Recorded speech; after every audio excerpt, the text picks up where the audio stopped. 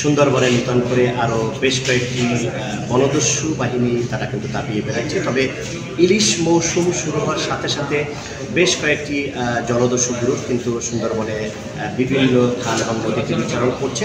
কিন্তু কোস্টগার্ড সদস্যরাও প্রায় সময় তারা অভিযান চালিয়ে অস্ত্র গোলাবারুদ সহ বনদস্যুদের গ্রেপ্তার করা হয়েছে। কিন্তু তারপরেও নূতন নূতন কিন্তু বাহিনী তৈরি হচ্ছে, যেমন আছাবুর বাহিনী, করিম শরীফ বাহিনী, শ্যামল বাহিনী সহ মানে 5 থেকে 7টি বাহিনী এখন বর্তমানে সুন্দরবনে বিচারণ করে বেড়াচ্ছে।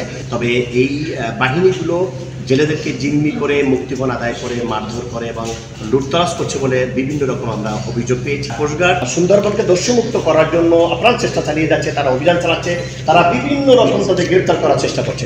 এই আসামি বাহিনীর প্রধান সহ কয়েকজন বনদস্যুকে কিন্তু ইতিপূর্বে আটক করা হয়েছিল, কিন্তু তারা আবার জেল থেকে বের হয়ে আবার নূতন করে তারা কিন্তু অস্ত্র সংগ্রহ করে, সদস্য সংগ্রহ করে তারা আবার সুন্দরবনে কিন্তু দস্যুতা শুরু করেছে। তবে কোস্টগার্ড বাহিনী কিন্তু আবারও তাদেরকে অভিযান চালিয়ে 2 সদস্যকে অস্ত্র সহ আটক করতে সক্ষম হয়েছে। অভিযান চলাকালীন ডাকাতির প্রস্তুতিকালে কোস্টগার্ডের আভিযানিক দল ডাকাতদের ধাওয়া করে। ডাকাতরা পালানোর চেষ্টা করলে অভিযানিক দল আত্মসমর্পণের আহ্বানে 2 রাউন্ড ফাঁকা গুলিও ছুড়ে।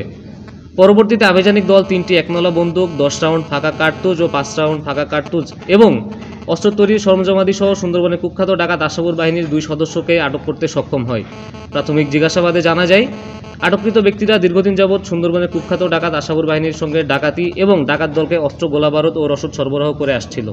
জেলে পরিবার থেকে যে দাবিটি জানিয়েছে যে সুন্দরবনে দস্যুমুক্ত করার জন্য কোস্টগার্ড, নৌবাহিনী এবং প্রশাসনের সকল দপ্তরে তারা আবেদন করেছে যে যদি সুন্দরবন দস্যুমুক্ত না থাকে তাহলে জেলেরা সুষ্ঠুভাবে মাছ আহরণ করতে পারবে না, তাদের পরিবার পরিজন নিয়ে কিন্তু অর্ধাহারে অনাহারে দিন কাটতে হবে। তাহলে তাদের অভিযোগ হলো যে প্রশাসন যেন সুন্দরবনে দস্যুমুক্ত করে তৎপর থাকে, সুন্দরবন দস্যুমুক্ত হোক এটাই চাচ্ছে জেলে সহ এই অঞ্চলের মানুষ।